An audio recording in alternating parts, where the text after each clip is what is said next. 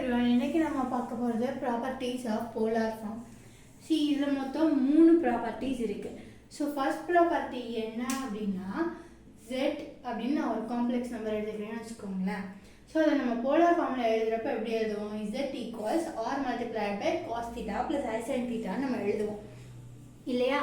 So அதில் நம்ம டேரெக்டாக Z இன்வர்ஸ் அப்படின்னு நம்ம எழுதுகிறப்போ எப்படி எழுதலாம்னா போலார் ஃபார்மில் இந்த ஆர் வந்து எப்படி ஆகிடும்னா 1/r ஆகிடும்.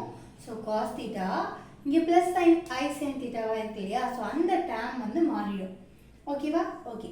ஸோ எப்போவுமே ஒரு போலார் ஃபார்மில் இருக்க டேமுக்கு Z இன்வர்ஸ் எடுக்கிறோன்னா அதோட ஆர் வந்து 1/r மாறிடும்.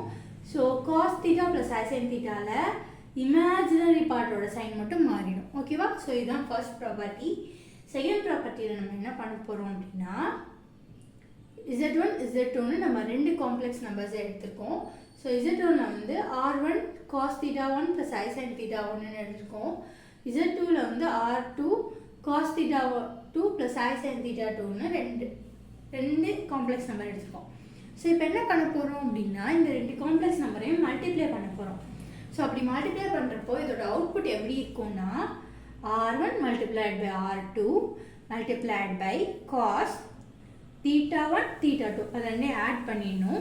ப்ளஸ் ஐ சைன்லேயும் அதே தான், அது ரெண்டோட ஆங்கிள்ஸையும் ஆட் பண்ணிடணும். ஓகேவா?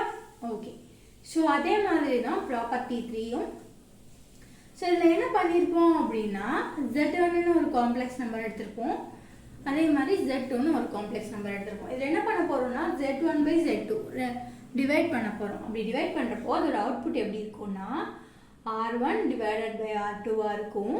ஸோ இங்கே வந்து மல்டிப்ளிகேஷனை வந்து ஆட் பண்ணியிருந்தோம் இல்லையா? ஸோ இங்கே டிவிஷனில் சப்ராக்ட் பண்ண போகிறோம். R1/R2 multiplied by cos θ1 minus θ2 plus i sine θ1 minus θ2வாக இருக்கும்.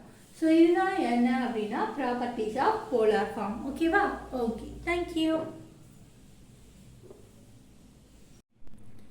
ஸோ இந்த ப்ராப்பர்ட்டியை எப்போல்லாம் இந்த 2 ப்ராப்பர்ட்டியை எப்போல்லாம் நம்ம யூஸ் பண்ணலாம் அப்படின்னா எப்போ ஒரு 2 இப்போது சிஸ் தீட்டா இப்போது சிஸ் ஏன்னு ஒன்று இருக்குது, சிஸ் பின்னு ஒன்று இருக்குது. ஸோ இப்போ இவங்க 2 பேரையும் நம்ம மல்டிப்ளை பண்ண போகிறோம்னு வச்சுக்கோங்களேன். So cos A plus i sine A multiplied by cos B plus i sine பின்னு இருக்குன்னு வச்சுக்கோங்களேன். ஸோ இந்த மாதிரி டயத்தில் இந்த ப்ராப்பர்ட்டியை நம்ம யூஸ் பண்ணலாம். ஓகேவா?